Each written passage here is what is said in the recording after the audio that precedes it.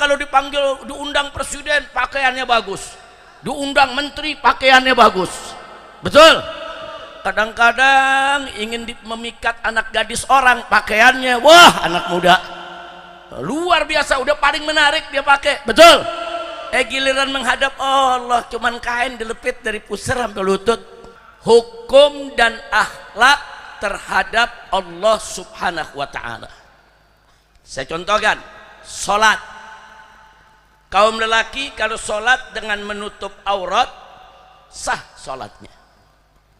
Andai kata ada kaum lelaki sholat hanya dengan kain nutup pusar sampai lutut, saudara, dada terbuka, ketek kelihatan, tuh bulu udah nangkring, paham bu? Secara hukum sah, secara hukum sah. Kenapa? Auratnya ditutup. Tapi secara akhlak jelek, saudara. Masa sih ngadep Allah seperti itu, saudara? Nah, kalau kita menghadap Allah subhanahu wa ta'ala, pakai pakaian kita yang paling bagus, yang paling bersih, yang paling indah, yang paling kita suka, betul. Nah, kita kalau dipanggil, diundang presiden pakaiannya bagus, diundang menteri pakaiannya bagus, betul. Kadang-kadang ingin memikat anak gadis orang pakaiannya, wah anak muda luar biasa, udah paling menarik dia pakai, betul. Giliran menghadap Allah cuman kain dilepit dari pusar sampai lutut. Saya mau tanya, kurang ajar gak? Kurang ajar gak? Tapi hukumnya sah, akhlaknya jelek, saudara.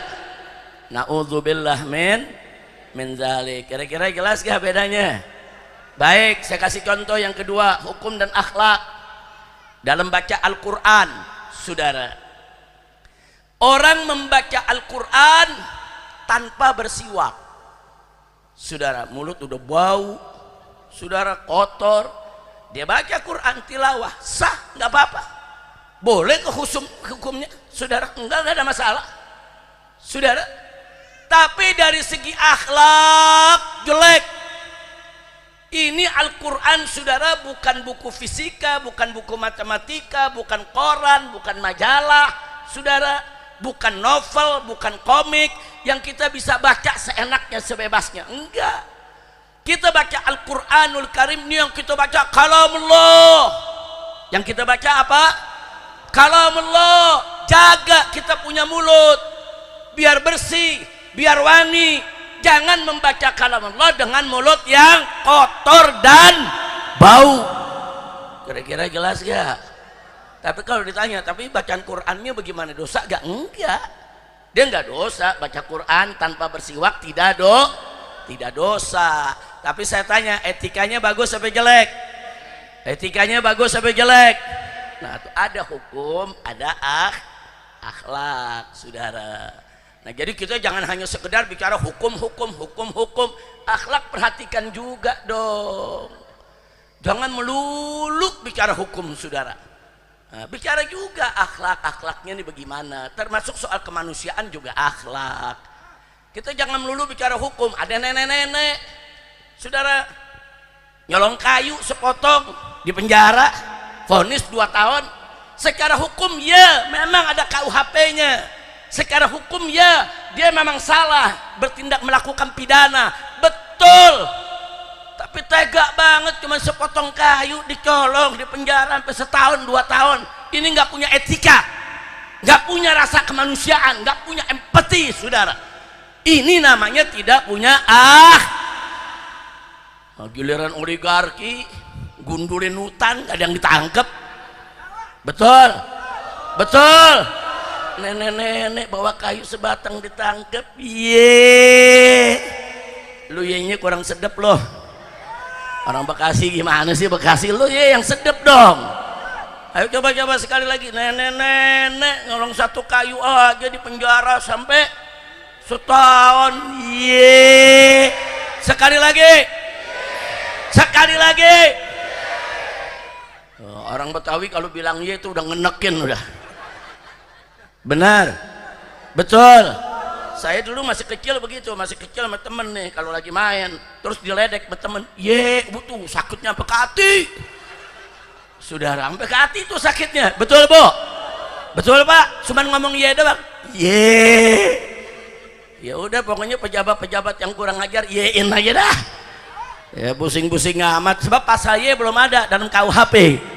Nah, jadi nggak di penjara. Ye. Lu nek-nek dah sekalian. Betul? Betul? Nah, lanjut. Lanjut. Baik, saudara. Saya contohkan lagi hubungan anak sama orang tua. Ini hukum akhlak. Ada orang tua, bapak atau ibu di kamar mandi, lupa bawa handuk. Habis selesai mandi mau nyari handuk, dia nongol mukanya dikit deh nih. Nah, ngomong sama anaknya di dalam, tong. Orang sini manggil anak entong bukan? Oh enggak ya. Ada juga yang entong kan? Ada. Tong, ambilin handuk. Diambilin tuh handuk sama anaknya. Terus ibu bapaknya dari pintu kamar mandi bilang, udah jangan lama-lama, lempar aja, lempar. Nih anak taat, dia lempar ke muka bapaknya. Loh, saya tanya, secara hukum dia taat gak? Taat. Yang nyuruh lempar siapa? Nah, si anak lempar, patuh gak? Taat gak? Tapi gak punya etika. Itu anak kurang ajar namanya, saudara.